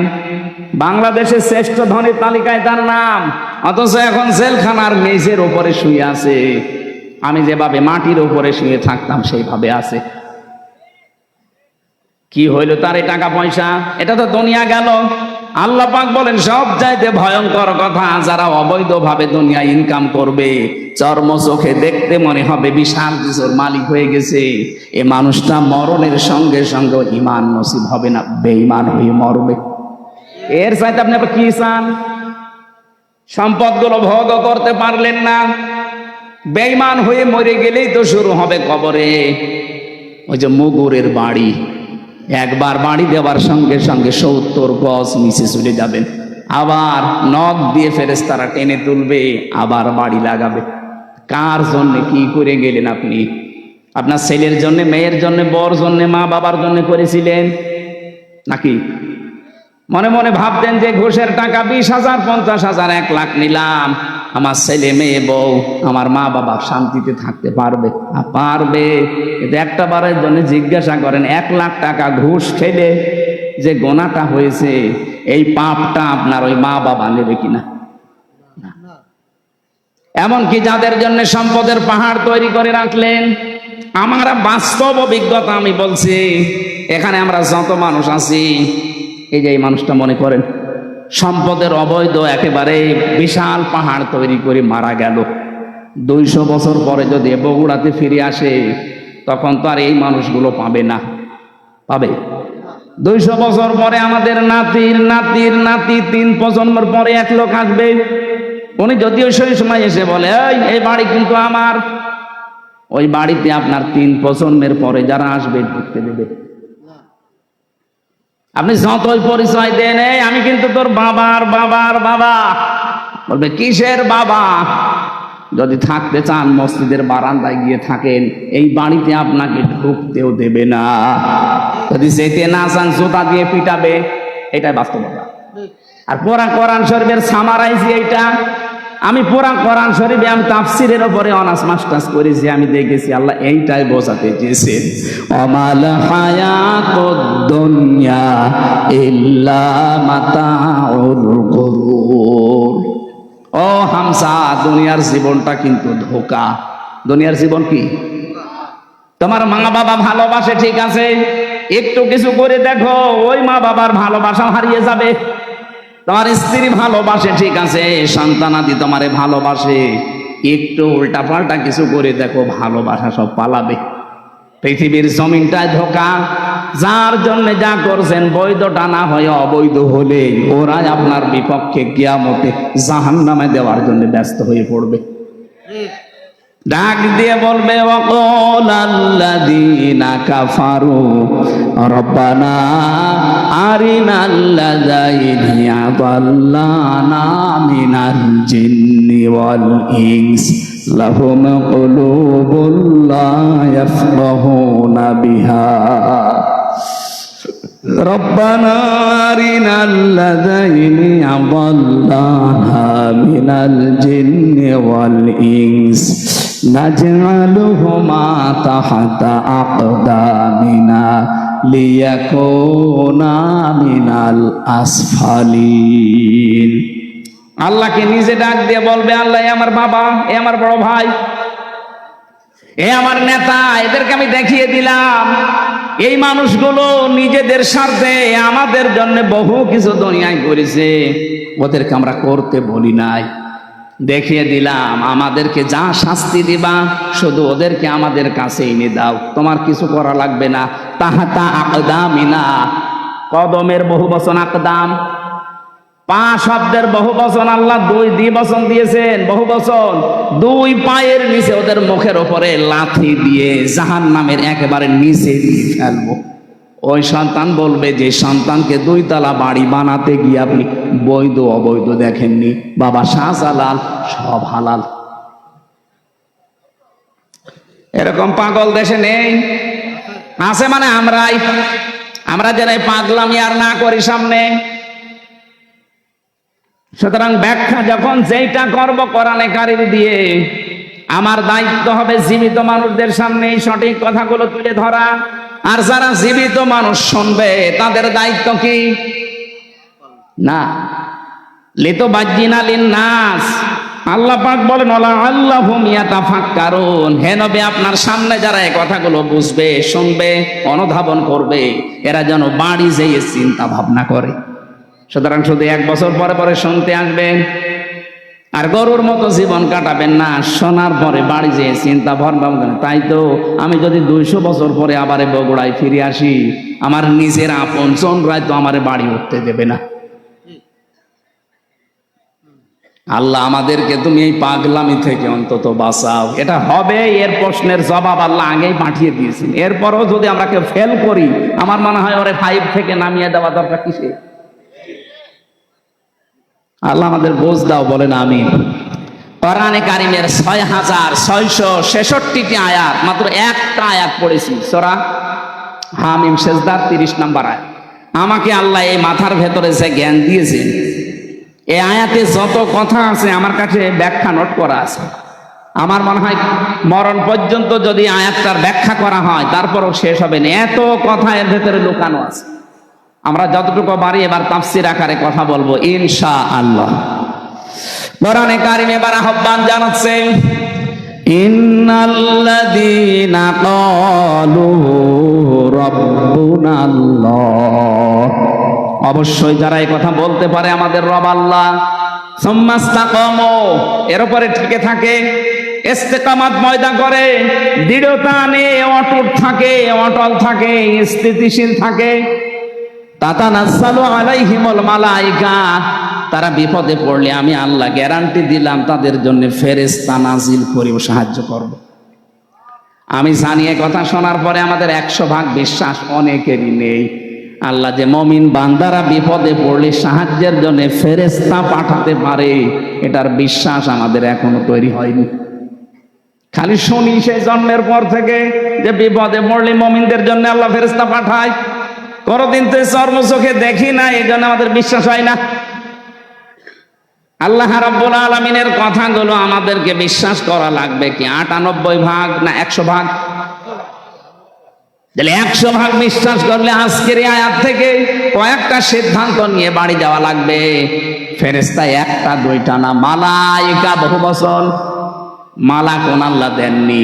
তাতানাজ্জালু এটা মোজারে, বর্তমান, ভবিষ্যৎ, প্রেজেন্ট, ফিউচার। আল্লাহ পাক বলেন ফেরেশতা মণ্ডলী আসার পরে বলবে আল্লাহ তাখাফু ওয়ালা তাহজানু, কোনো ভয় নেই, কোনো চিন্তা নেই। কিসের ভয়, কিসের চিন্তা, এই দুইটা শব্দের ব্যাখ্যা আজকে করব আমরা। কিসের ভয় নেই ফেরেশতারা বলে, কিসের চিন্তা নেই? ওয়াবশিরু বিল জান্নাতিল্লাতী কুনতুম তুআদুন, তারা জান্নাতের সুসংবাদ নিয়ে আসে, ওই জান্নাত যার ওয়াদা আল্লাহ তোমাদের সাথে করেছেন। জোরে বলেন সুবহানাল্লাহ। এটা ছিল আয়াতের বাংলা অর্থ। এবার আসেন না ব্যাখ্যার দিকে যাই। আমার মনে হয় আপনারা বুঝতেছেন তো নাকি? হ্যাঁ বুঝতেছে। প্রথম শব্দে ছিল ইন্নাল্লাযীনা, ইসমে মাউসুলা দিয়েছেন আল্লাযীনা, এর আগে ইন্না দিয়েছেন।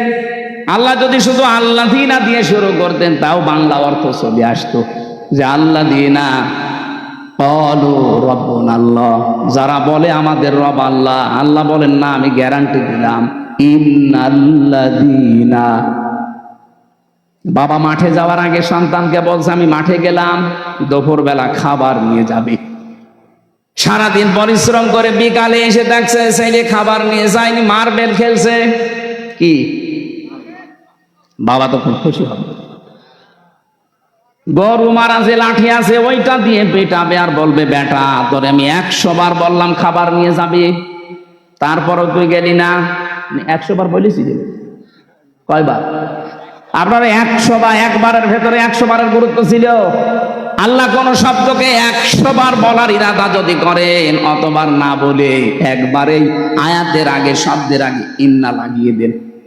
এখানে আল্লাহ শব্দ শুরুই করেছেন ইন্না দিয়ে। ইন্নাল্লাযীনা ক্বালু রাব্বুনাল্লাহ, নিশ্চয় যারা, অবশ্যই যারা এই কথা বলতে পারে আমার রব আল্লাহ। আমার রব বলে না রব্বুনাল্লাহ, আমাদের সবার রব আল্লাহ, এ কথা যারা গ্যারান্টি দিতে পারবে, সুম্মাস্তাকামু, আর এর উপরে টিকে থাকতে পারবে। এটা যে বাস্তবে কত কঠিন, আমি ছেলে যাওয়ার পরে কিছুটা আঁচ পেয়েছি। মীর কাশেম আলীর নাম শুনেছেন, আমি নামটা ধরলাম এই কারণে, আমি উদ্বুদ্ধ করতে চাই। আল্লাহকে যারা রব বলার পরে টিকে থাকতে পারে, তাতানাজ্জালু আলাইহিমুল মালাইকা, আল্লাহ যে ফেরেশতা পাঠায় তাদের কাছে, এটা বাস্তব। ওনার মাত্র 3 ঘন্টা পরে ফাঁসি। ওনার যে দায়িত্বে ছিলেন কারারক্ষী কুতুব ভাই, আমার ওই দিন দায়িত্বে ছিলেন, আমাকে এসে বলছে ভাই শহীদ মীর কাশেম আলী। আমি যখন নামাজের ভেতরে এই তেলাওয়াত করছিলাম এশার নামাজে, ইন্নাল্লাযীনা ক্বালু রাব্বুনাল্লাহ, নামাজ শেষ হওয়ার পরে উনি আমার সামনে দাঁড়িয়ে আমার বলছে হামজা ভাই যে আয়াতটা পড়লেন, এই আয়াতটা যে কত বাস্তব এটা আমি নিজে চোখে দেখেছি শহীদ মীর কাশেম আলীর জীবনে। লোকটার মাত্র 3 ঘন্টা পরে ফাঁসি। আমি ওনাকে জানাতে আসলাম যে স্যার সময় নেই, মাত্র 3 ঘন্টা আছে, আপনি প্রস্তুতি নিন। আমারে বলছে কারারক্ষী ভাই এখনো 3 ঘন্টা, আমি 2 ঘন্টা ঘুমিয়ে গেলাম, আপনি 2 ঘন্টা পরে আমারে ডেকে দেবেন। ও আমারে বলছিল যে ভাই যার 3 ঘন্টা পরে ফাঁসি, যার ছেলে ব্যারিস্টার গুম হয়ে আছে, আরমান 8 বছর গুম হয়ে আছে, ও জানেই না যে বেঁচে আছে না মরে গেছে। তাও তো নর্মাল পাগল ছাগল হলে তো হয়তো, ব্যারিস্টার। আর ছেলে চেহারা দেখেছেন, রাজপুত্রের মতো চেহারা, কত বড় শিক্ষিত একটা ছেলে, তার যে প্রপার্টিজ আছে, লক্ষ লক্ষ মানুষের কর্মসংস্থান বানিয়েছে, সেই উত্তরাধিকারে ছেলে, 2 ছেলে গুম হয়ে আছে। তার মেয়ে লাইফ সাপোর্টে আছে, তার বউ। এরকম কঠিন মুহূর্তে মাত্র 3টা ঘন্টা পরে যার ফাঁসি হয়ে যাবে, তার দলীয় যে লোকজন, লক্ষ লক্ষ মানুষ পালিয়ে বেড়াচ্ছে, হাজার হাজার মানুষ জেল খাটতেছে। কথা বলে না, অথচ সেই লোকটা দেখলাম 2 ঘন্টা ঘুমিয়ে 2 ঘন্টা পরে উঠে বলছে, গোসল করলো, ওযু করার পরে বিস্কিট বের করে বলছে ফাঁসি তো হয়ে যাবে, বিস্কিট খাবেন আপনি। কারারক্ষী কুতুবউদ্দিন বলছিল না আমার খাওয়া লাগবে না, আপনি তাড়াতাড়ি রেডি হয়ে নেন। নতুন জামা পায়জামা বের করলেন ব্যাগের ভেতর থেকে, সবগুলো পরার পরে বলছে ফাঁসির যে পোশাক আছে ওইটা কি পরাবেন নাকি আমি যা পরেছি এইটাই নিয়ে যাবেন। ওনার লুঙ্গি পরা ছিল, দেখলাম লুঙ্গি ভিজা ছিল, নাড়ি দিলেন, বললেন এইটা আমার ফাঁসি হয়ে গেলে আর একটা কয়েদিকে দিয়ে দেবেন, সে জীবনে পড়তে পারবে। সুন্দর জামা কাপড় পায়জামা পরলেন, নিজে পাঞ্জাবি গায়ে দিলেন। আমারে বলছে আর কয় মিনিট বাকি আছে, শাহজাহান জল্লাদকে ডাক দেন, চলেন আমরা যাই। মনে হচ্ছে শ্বশুর বাড়ি যাবে। আপনি বাস্তবে শুনতে যত সহজ মনে হচ্ছে, ওই জায়গায় থাকলে অত সহজ না। আমার মতো একটা সাধারণ মানুষ, 3টা বছর মাত্র আমি এমনি যোগাযোগ বিচ্ছিন্ন ছিলাম, তাছাড়া আমার সেই রকম অত্যাচার করে না, করেছে হালকা পাতলা, আমার তুলনায় কিছু না। কত মানুষকে নখ তুলে নিয়েছে আমার সামনে, কত মানুষকে ডিম দিয়েছে আমার সামনে, ওই তুলনায় তো আমার অত কিছু না। তারপরও আমি শুধু জেলখানায় বসে ওই 24 ঘন্টা সেলের ভেতরে বসে থাকতাম, তাই আমার ঘুম আসে না। ঘুমের বড়ি খাওয়া লাগে, অথচ তার 3 ঘন্টা পরে ফাঁসি, ওই লোকটা 2 ঘন্টা আরামে ঘুমাচ্ছে। আমারে বলছিল ভাই ওনার ঘুম আসলো কি করে, আমি বললাম এই যে আয়াত পড়লাম নামাজে, এইটার কারণে।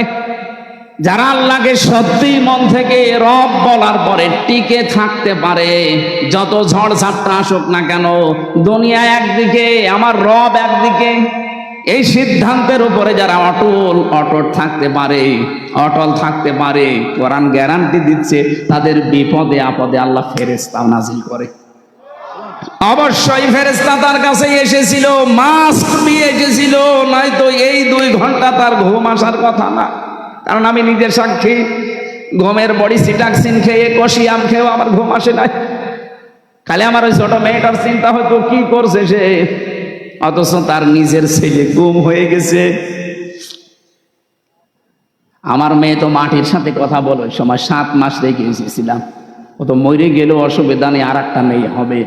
আর তার ছেলে ব্যারিস্টার পাশ করেছে, সে গুম হয়ে আছে। তার কাছে প্রতিনিয়ত সংবাদ আসতো আপনার ছেলে গুম, আপনার স্ত্রী লাইফ সাপোর্টে পড়ে আছে, বাঁচতেও পারে নাও বাঁচতে পারে। এই কঠিন পরিস্থিতিতে আপনি বলেন তো, ফেরেশতা যদি তার কাছে এসে পরের এই 2টা শব্দ না শোনাবে, আল্লাহ তাখাফু ওয়ালা তাহজানু, 1 নম্বরে বলেছে ভয় পাবেন না, চিন্তা করবেন না। কিসের ভয় পাচ্ছেন? ফাঁসি। ওই যে জান্নাতের সিঁড়ি দেখা যাচ্ছে, এখান থেকে শুধু এই জামানা বাদ দিয়ে আর একটা জগতে যাবেন, ওই সিঁড়ি দিয়ে আপনি জান্নাতে প্রবেশ করবেন। 2 নম্বরে ওয়ালা তাহজানু, চিন্তা করবেন না। কিসের চিন্তা? হয়তো আপনার চিন্তা আসতে পারে আমি যদি এখন মারা যায়, ফাঁসি হয়ে যায়, আমার ছেলেটা তো গুম হয়ে আছে, আমার পরিবার কে দেখবে, আমার এত বড় বড় ব্যবসা, আপনার কয় টাকা আছে? মীর কাশেম আলী বাংলাদেশে 5 জন ধনী থাকলে এরকম অবস্থায় ছিল একজন। লক্ষ লক্ষ মানুষকে কর্মসংস্থান তৈরি করে দিয়েছে। কোন পর্যায়ে ছিল বলেন তো সেই লোকটা?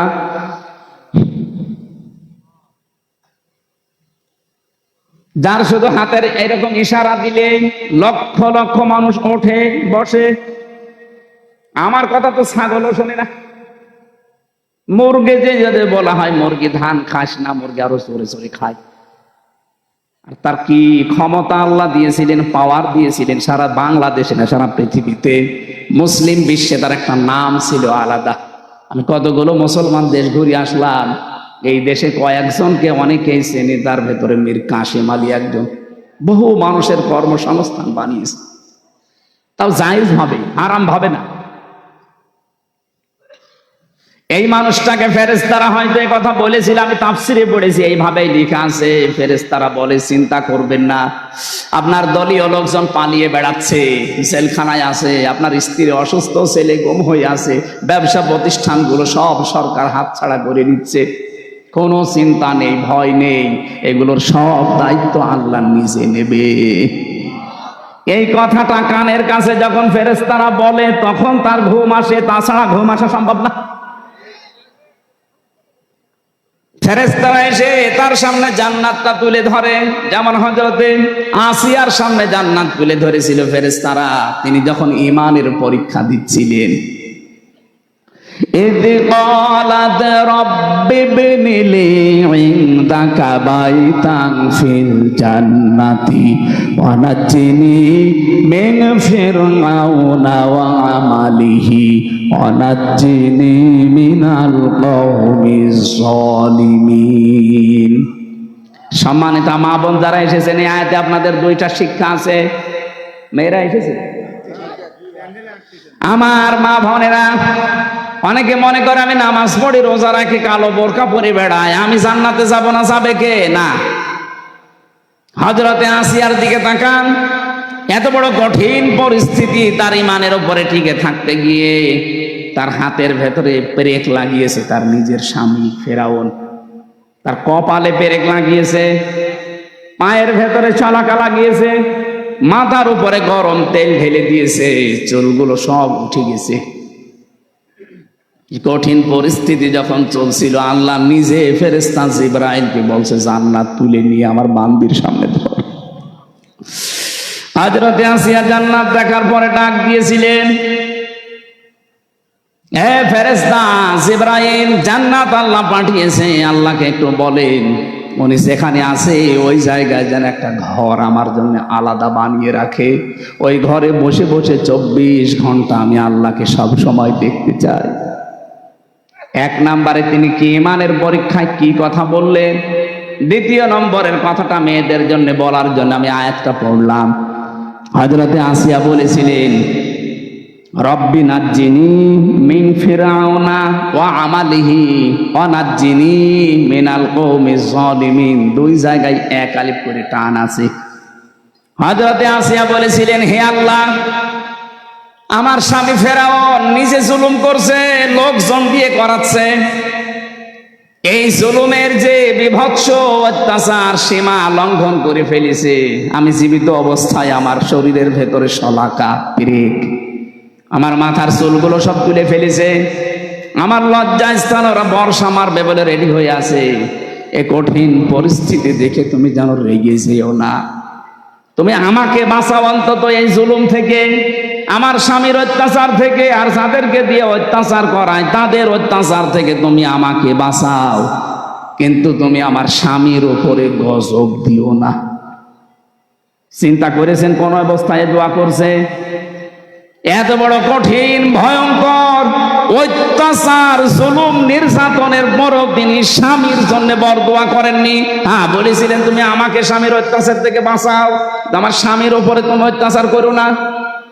আর আপনি একটা সাবান কম হলে বদদোয়া দেন, এক কথা বলছেন, এরকম বহু দেশে নেই। সারাটা জীবন আমরা শেষ করে দেই, আর একটা শাড়ি যদি একটু কম দামি হয়, ফোঁটা দিয়ে আমার ফোঁটা বের করে ফেলে, বলে আপনার কাছে এসে জীবনে আমি কিচ্ছু পেলাম না। এই কথা যারা বলবে মুখ থেকে, ওর সঙ্গে সঙ্গে পেছনের আমল আখলাক আল্লাহ সব ধ্বংস করে দেবে। ফেরাউনের স্ত্রী যদি এত কঠিন অবস্থায় ওর স্বামীর জন্য বরদোয়া না দেয়, আপনি একটা শাড়ির জন্য বরদোয়া দিয়ে দিলেন, আপনি মানুষ, আর আপনি জান্নাত যাবেন। বহু মেয়েকে আমি এই বাংলাদেশের সাথে মিলিয়ে, হাদিসের সাথে মিলিয়ে দেখতে পাচ্ছি। বিশ্বনবী বলেন, আমি মেরাজে যখন গেলাম দেখলাম অধিকাংশ মেয়েরা জাহান্নামের আগুনে। ফেরেশতারে জিজ্ঞাসা করলাম কেন? ফেরেশতারা বলেছিল দুইটা কারণে। এক নম্বরে তারা স্বামীর কুফরি করে। স্বামীর কুফরি মানে স্বামীর নাশকরি করে। সব কিছু একটা মানুষ দেয়, হঠাৎ একটু কিছু কম পড়ে গেলে তখন নাশকরিয়া করে, উল্টা পাল্টা কথা স্বামীকে বলে ওর মন খারাপ করে দেয়। এরকম বউ আছে কার? হাত তোলেন তো। একজু আপনি ক্যামেরার সামনে এসে হাত তুলে দেখান, আপনার বউ দেখো আজকে আপনার ঘরে ঢোকা বন্ধ করে দেবে। না, আমি হাসির খোরাকি দেইনি। এই লোকটা তো লজ্জা শরম ত্যাগ করে হাত তুলেছে, আর আমরা হাত তুলতে পারছি না তার কারণ ক্যামেরা সব আমার দিকে ঘোরানো, আমি তুললে তো আরো ঝামেলা। সম্মানিত মা বোনেরা, না হচ্ছে না। এখানে বহু স্বামী অবস্থায় আছে। পুরুষ নির্যাতনকারী নারী যেমন আছে, নারী নির্যাতনকারী পুরুষও আছে। বাংলাদেশে নারী নির্যাতনকারী পুরুষের বিরুদ্ধে মামলা হয়, পুরুষ নির্যাতনকারী নারীর বিরুদ্ধে কোনো মামলা নেই। অন্তত আর যাই হোক, চাচা এরশাদ তো ছিল, এই আইনটা তো পাস করতে পারত। কথা বলে না কেন? চাচা এরশাদ যদি পাস করে যেত যে পুরুষ নির্যাতন করলে তাদের বিরুদ্ধেও মামলা হবে, তাহলে আমার মনে হয় আমরা অনেকে আজ পরিবারে জান্নাতে থাকতাম। কি যে অবস্থায় আছে আমরা বলতেও পারি না, সইতে। অথচ মেয়েরা যদি মনটা একটু উদার করে, পরিবারটা একটা জান্নাত হয়ে যায়। খাদিজাতুল কুবরার জন্য আল্লাহ জান্নাতে আলাদা একটা ঘর বানিয়ে রাখবে। ওই ঘরটা হবে নয়েজ মুক্ত, আওয়াজ মুক্ত। কেন? নবীজি যখন বাইরের কোলাহল পরিবেশপূর্ণ দেখে আসতেন, বাড়িতে বাইরে দাওয়াতি কাজ করে ঝামেলার শেষ নেই, এক একজনের এক এক কথা, উল্টা পাল্টা কথা শুনে যখন বাড়িতে আসতেন, বাড়িতে প্রবেশ করার সঙ্গে সঙ্গে ঘরটা আওয়াজ মুক্ত করে ফেলতেন, নিস্তব্ধ, একেবারে শান্ত, নির্মল করে দিতেন হযরতে খাদিজা স্বামীর জন্য। আপনি স্ত্রী হিসাবে এরকম একটা ঘর স্বামীকে উপহার দিতে পারেন না? যত রোদে পুড়ে বিভিন্ন মানুষের সাথে তর্ক করে, ব্যবসা বাণিজ্য করে, চাকরি বাকরি করে, মাথার ঘাম পায়ে ফেলে বাড়িতে আসতেছে, অন্তত ঘরটা ওর জন্য একটু শান্ত করে রাখে না? বাড়িতে আসলে আপনার শুরু হয় উল্টাপাল্টা কথা।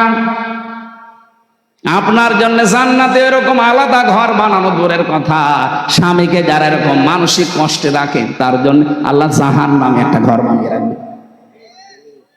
খালি নামাজ পড়ে রোজা করে আর কালো বোরকা পরে মনে করছে আমি আল্লাহর ওলি হয়ে গেছি। আমি মীর কাশেম আলীর কথা কেন বললাম? কারণ আমি নিজে দেখেছি, নিজে শুনেছি, বাস্তব আমি নিজে উপলব্ধি করে এসেছি জায়গাটা। এই জন্য বললাম, আমরা যারা আজ আল্লাহকে রব বলার পরে সত্যি আমরা টিকে থাকতে পারি, তাদেরও কিন্তু একটা আলাদা অনির্বচন সুখ আল্লাহ তাদেরকে দান করে। শব্দটা কি বললাম? অনির্বচন সুখ। যারা বাংলা পড়ে, শব্দটা এত ভয়ঙ্কর শব্দ। বাচ্চারা যখন দেখবেন এই ছোট ছোট পাখির বাচ্চা, মুরগির বাচ্চা, সিল যখন ছো মারবে এই ভয়ে মা পাখিটা নিজের ডানাকে এভাবে বিছিয়ে দেয়, এরপরে ডাউন করে ফেলে। কি ডাউন করে এভাবে, এরপরে ফল করে দেয়। কোরআনে কারিমে আল্লাহ এই শব্দটা দিয়েছেন, আখফিদ লাহুমা জানাহাদ-দুল্লি মিনার রাহমা। তোর ডানাকে এভাবে ডাউন কর, এরপরে ফল করে দে। পাখির উদাহরণ আল্লাহ এখানে দিয়েছেন। পাখিটা যখন নিজের বাচ্চাগুলোকে এভাবে ডানা ডাউন করে ফল করে দেয়, বাচ্চাগুলো নিচে যাওয়ার পরে পর যখন লেগে যায়, একটার সাথে আর একটা পর লাগে, এত মোলায়েম হয়, এত সফট হয়, এত কোমল হয়, এত সুন্দর লাগে ওই নিচের জায়গাটা। বাচ্চারা নিচে বসে বসে একটা কিচির মিচির আওয়াজ করে। বাংলাতে এই শব্দটাই বলা হয় অনির্বচন সুখ। আল্লাহ পাক বলেন, এই মানুষগুলো আল্লাহকে রব বলার পরে যদি সত্যি টিকে থাকতে পারে, ওর মনের ভেতরে একটা অনির্বচন সুখ আমার পক্ষ থেকে আমি আল্লাহ দান করি। আমরা কিন্তু এখনো পর্যন্ত ওইটা পাইনি। পেয়েছি না? পাইনি। আমরা যারা পুরুষ মানুষ আছি, আমাদেরকে যদি পবিত্র করতে হয় নিজের নফসকে, নিজের শরীরটাকে যদি পবিত্র রাখতে হয়, দুইটা ঔষধ আল্লাহ মেয়েদের ব্যাপারে আমাদেরকে দিয়েছেন। কুল্লিল মুমিনিনা ইয়াগুদ্দু মিন আবসারিহিম ওয়া ইয়াহফাযু ফুরুজাহুম যালিকা আযকা লাহুম ইন্নাল্লাহা খাবীরুম বিমা ইয়াসনাউন। সূরা নূর 18 নম্বর পারা 12 নম্বর পৃষ্ঠা 7 নম্বর লাইনে 30 নম্বর আয়াতে আছে। আল্লাহ বলেন, হে মুমিন নারীরা, মুমিন পুরুষেরা, মহিলা যারা আছে, বেগানা মেয়ে লোক দেখলেই চক্ষুকে নিম্নগামী করবা আর লজ্জা স্থানের হেফাজত করবা। এই দুইটা যদি করতে পারো, এটা তোমাদের জীবন পবিত্র করে রাখবে। আজ হাজারো মানুষের চোখ ঠিক নেই। চোখের এই গোনার কারণে আমরা অনেকেই জাহান্নামের দিকে এগিয়ে যাচ্ছি। দুই নাম্বার যে আমাদের লজ্জা স্থান ঠিক নেই। এখানে যেটা ব্যবহার করা দরকার সেই জায়গায় না দিয়েও অন্য জায়গায় ব্যবহার করে। কথা বলেন ঠিক কিনা? এর জন্য অনেক মেয়ে লোক দায়ী আছে। একটা মেয়ে লোককে আল্লাহ যা দিয়েছে সে যদি তার স্বামীকে উজাড় করে দিতে পারে, আমার মনে হয় কোনোদিন কোনো স্বামী তার বউ ছাড়া অন্য কোনো জায়গায় লাইন করবে না। দেখলে, তার মানে এই লাইন চলছে। সম্মানিত মা বোনেরা, আপনার স্বামী কিন্তু এখানে বসে আছে, তার মানে এই ঝামেলায় আছে। আপনাকে আল্লাহ যা দিয়েছে আপনার স্বামীর জন্য দিয়েছে, সুতরাং উজাড় করে দেবেন সে যেন অন্তত পরকীয়া প্রেম না করে। আর আমরা যদি বাঁচতে চাই এই দুইটা ঔষধ আজকে থেকে অ্যাপ্লাই করা লাগবে। বেগানা মেয়ে লোক দেখলে চোখ নিম্নগামী করবেন, কষ্ট হলেও নিজের লজ্জা স্থানকে হেফাজত করে রাখবেন। মাত্র 15 দিনে আমল করে দেখেন, নিজের স্ত্রীকে রাজরানী মনে হবে নিজের কাছে। এটা পরীক্ষিত আমল। আল্লাহ পাক বলেন, চোখের আর লজ্জা স্থানের হেফাজত করতে পারলে আমি আল্লাহ নিজে তার অনির্বচন সুখ দেওয়ার জন্য নিজে জামিনদার হয়ে যায়। জোরে বলেন সুবহানাল্লাহ। যে পর্যন্ত এসেছিলাম, এবার আসেন আমরা দুটি দ্বিতীয় শব্দের ব্যাখ্যায় যাচ্ছি। আমরা যারা বলতে পারি আমাদের রব আল্লাহ, শব্দটা কি শুরু করলেন? আল্লাহ রব। আল্লাহর 5000 নাম আছে, তার ভেতরে প্রথম নাম দিলেন আল্লাহ রব। কি দিয়েছেন বলেন? রব কাকে বলে? নেই থেকে, আমি আবার বলছি, নেই থেকে ধীরে ধীরে পূর্ণতায় যিনি পৌঁছিয়ে দেন তার নাম আরবিতে বলা হয় রব। আমি কি ছিলাম বলেন তো? নেই। কি ছিলাম? 33 বছর বয়স, এখন আমার 34 বছর আগে আমি কি ছিলাম? নেই। এই কথা বলেন না কেন? আল্লাহ পাক আমাকে প্রথমে রব শব্দটা দিয়ে যায় স্মরণ করিয়েছে। আল্লাহ তাআলাল ইনসানি হিনুম মিনাদ দাহরি লাম ইয়াকুন শাইআম মাযকুরা। আমি ব্যাখ্যা করেছি, তাফসীর থেকে লিখেছি এগুলো, তাফসীরে ইবনে কাসির আর ফি জিলালিল কোরআন। রবের প্রথম অর্থ হচ্ছে সৃষ্টিকর্তা। সূরা আলাকে যে প্রথম আয়াত পড়েন ওর ভেতরে দলিল দেওয়া আছে, ইকরা বিসমি রাব্বিকাল্লাযী খালাক। পড়ো তোমার ওই রবের নামে যিনি তোমাকে বানিয়েছে। রবের প্রথম অর্থ সৃষ্টিকর্তা, স্রষ্টা। আমাদের স্রষ্টাকে আরো জোরে, যারা রব হিসাবে আল্লাহকে মানবে তাদের এই দুর্বল জায়গায় আল্লাহ একটু আঘাত দিয়েছেন। তুমি কিন্তু নেই ছিলে, নেই থেকে আমি আস্তে আস্তে তোমাকে আজ হামজা বানিয়ে এই চেয়ারে বসিয়ে দিয়েছি।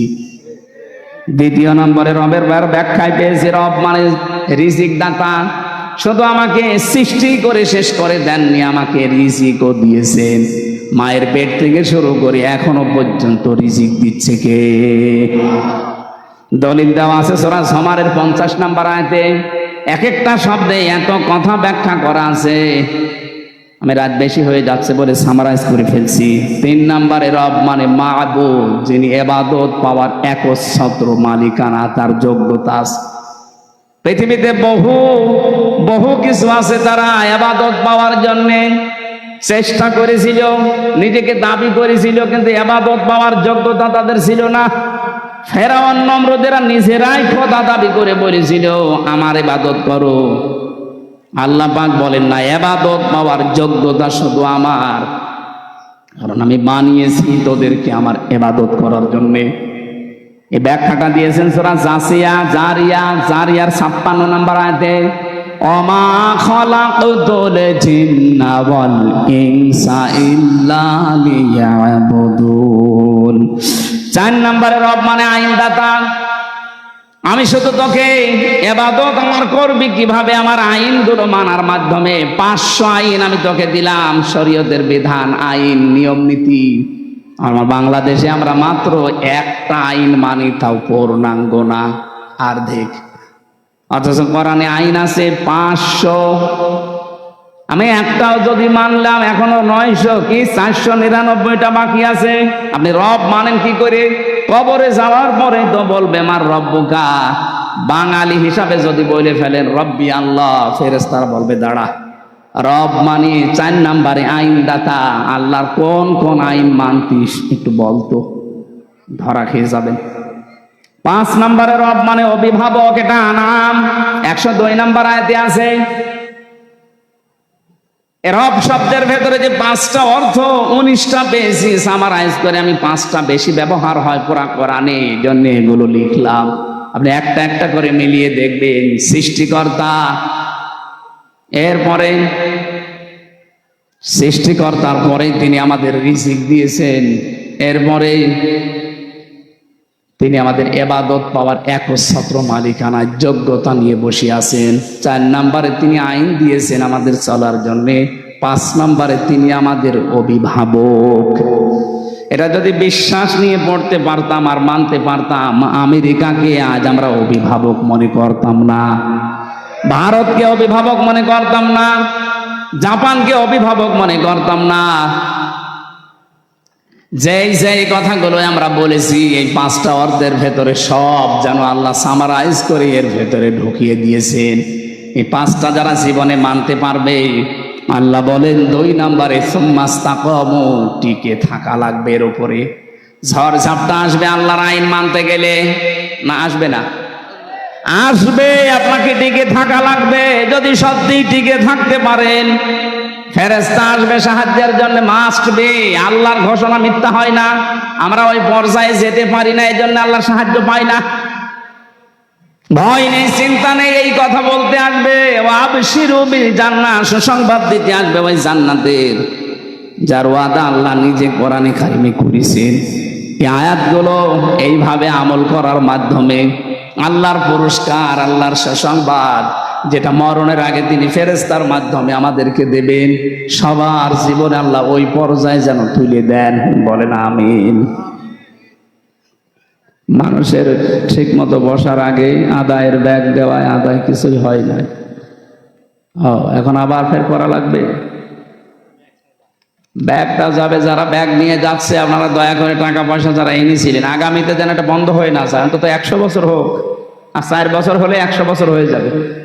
যারা যাচ্ছে, টাকা যদি আপনার কোরআনের এই প্রচারে খরচ না হয়, তো কোথায় খরচ করবে টাকা? ওই দরবেশের মতো টাকা নিয়ে কবরে যাবেন? যারা টাকা দেওয়ার মতো আছেন 2 টাকা হলেও দিয়ে যাবেন। এই জানতো কয়েকজন যাচ্ছে ভেতরে, কই লোক কই? এই জানতো, তাড়াতাড়ি যান। এদের যেন ঋণই রাখবেন না, তাহলে আগামী বছর এরা ভয় হাও সারিয়ে ফেলবে, আর করবে না। ওই যারা যাচ্ছে আপনারা কিছু না হলেও কিছু দেন। সুবহানাল্লাহ, আলহামদুলিল্লাহ, লা ইলাহা ইল্লাল্লাহ, সুবহানাল্লাহ।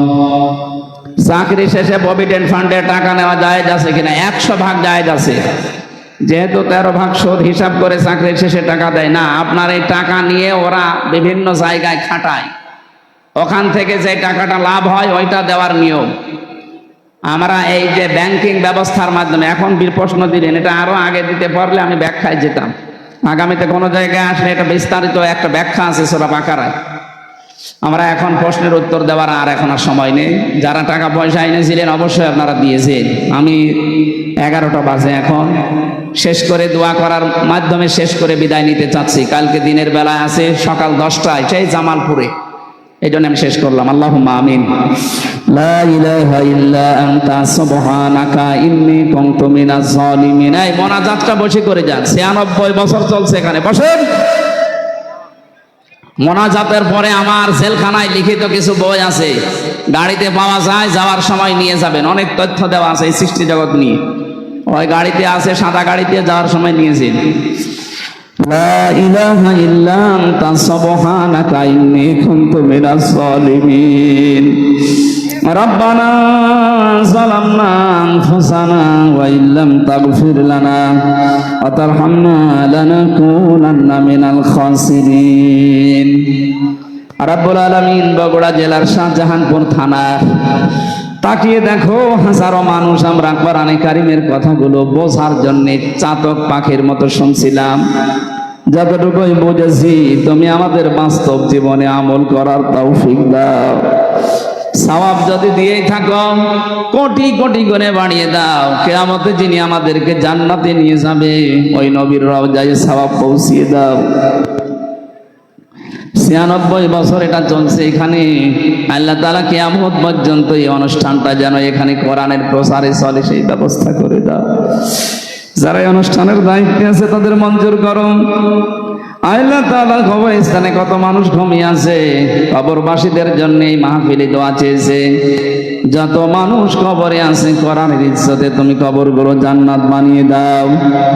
মা বোনদেরকে তুমি ফাতেমার মতো খাদিজার মতো বানিয়ে দাও। আমি সহ যারা অসুস্থ আছি আমাদেরকে শেফায়ে কামেলা আজেলা নসিব করে দাও। মাহফিলের সভাপতি, সহসভাপতি, প্রধান অতিথি, বিশেষ অতিথি যারা এসেছি, আল্লাহ তাআলা আমাদের মনের জায়েজ আশাগুলো দুনিয়ায় পূরণ করে দাও। বাংলার এই জমিনে আমরা চর্মচোখে দেখতে চাই তোমার কালাম দিয়ে দেশটা চলছে। বহির্বিশ্বের শত্রু দুশ্মন যারা আছে তাদের হাত থেকে আমাদের এই দেশকে বাঁচাও। যত চক্রান্ত ষড়যন্ত্র চলছে আল্লাহ সব চালগুলো ছিন্ন ভিন্ন করে দাও। জীবনে কিচ্ছু তোমার কাছে আর বলবো না, একটাই জীবনের কথা, 56,000 বর্গ মাইল তুমি কোরআনের হাতে তুলে দাও। আল্লাহুম্মা রাব্বিরহামহুমা কামা রাব্বায়ানি সগীরা। যে যেইভাবে এসেছে এই মাহফিলে যত কষ্ট স্বীকার করেছে আল্লাহ, প্রত্যেকের জীবনে তুমি এই মাহফিলের যে বরকত দিয়ে দাও। আমাদের যাওয়া আশায় তুমি নেকি দাও, আমাদের জীবনের অপরাধগুলো পাল্টিয়ে নেকি বানিয়ে দাও। বারাকাল্লাহু লানা ওয়া লাকুম ফিল কোরআনিল আযীম। আলহামদুলিল্লাহি রাব্বিল আলামিন। মরণ আসলে যেন বলতে পারি লা ইলাহা ইল্লাল্লাহু মুহাম্মাদুর রাসূলুল্লাহ।